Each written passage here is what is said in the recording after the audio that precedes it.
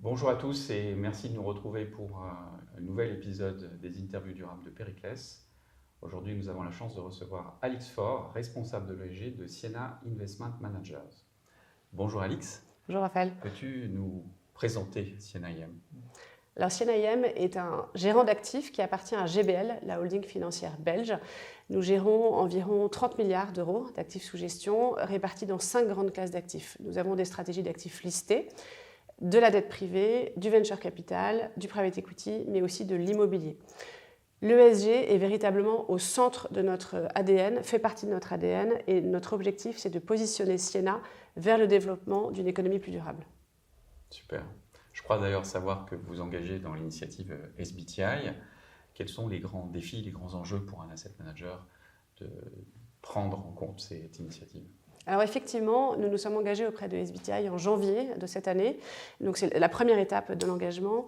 Pour rappel, SBTI, c'est une initiative internationale qui fédère l'ensemble des acteurs qui le souhaitent et qui leur demande d'aligner leurs propres opérations avec leurs investissements.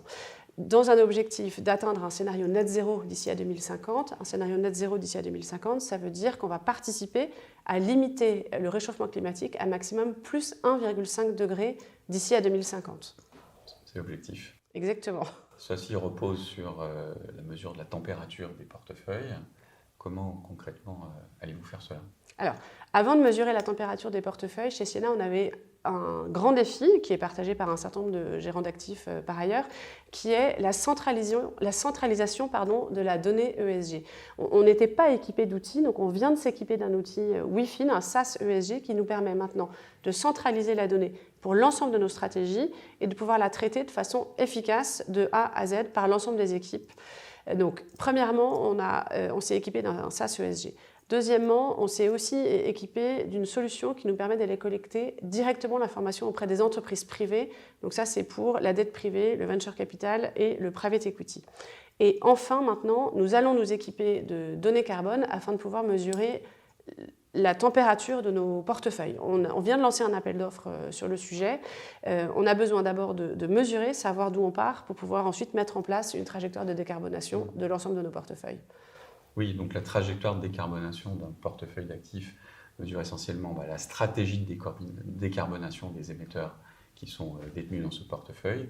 Quelle est au final la contribution active du gérant d'actifs dans cet objectif d'être en net zéro en 2050 ? Alors, cette contribution active, notre contribution est plutôt limitée malgré tout parce que nous sommes un outil au service de l'économie. Il faut vraiment voir notre rôle d'acteur financier comme un outil pour pouvoir flécher l'épargne vers des projets qui vont répondre à des enjeux environnementaux et ou sociaux. Donc notre contribution, elle est limitée dans la mesure où on peut accompagner l'entreprise qu'on finance, mais on ne pourra jamais prendre de décision à sa place. C'est très clair. Merci beaucoup Alix pour ce retour d'expérience. Je vous retrouve d'ici quelques semaines pour une nouvelle interview durable par Périclès. N'hésitez pas à partager cette vidéo et aussi, bien sûr, à commenter tout en bas vos avis sur le SBTI.